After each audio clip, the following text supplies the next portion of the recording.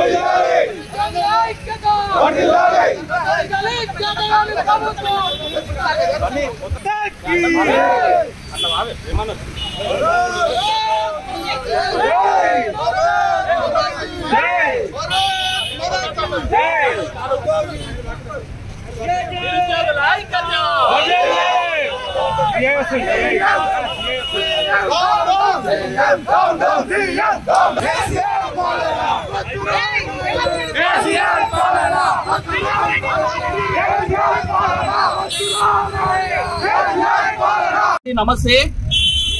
ఈరోజు భారతీయ జనతా యువ మోర్చా ఆధ్వర్యంలో రాష్ట్ర వ్యాప్తంగా ప్రభుత్వానికి వ్యతిరేకంగా దిష్టిబొమ్మ దహన కార్యక్రమాన్ని ఏర్పాటు చేసుకోవడం జరిగింది.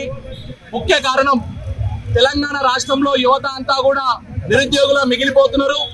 గ్రూప్ 1, గ్రూప్ 2, గ్రూప్ 3లకు సంబంధించినటువంటి నోటిఫికేషన్లు విడుదల విషయంలో జప్యం జరుగుతుంది, అతలకుతలం అవుతుందనే ఉద్దేశంతో భారతీయ జనతా యువ మోర్చా ఆధ్వర్యంలో టీఎస్పీఎస్సీకి ముట్టడికి మేము పిలుపునిచ్చినటువంటి సందర్భంలో యువ మోర్చా కార్యకర్తలని దాదాపుగా ఒక 400 నుంచి 500 మంది కార్యకర్తలని పోలీసులందరూ కూడా విచేసిన రైతంగా అందరిని కూడా అడ్డుకునే ప్రయత్నంలో మమ్మల్ని అందరూ కూడా ఇబ్బందులకు గురి చేసినటువంటి కారణంగా తెలంగాణ రాష్ట్ర వ్యాప్తంగా దిష్టిబొమ్మ దానానికి పిలుపునివ్వడం జరిగింది.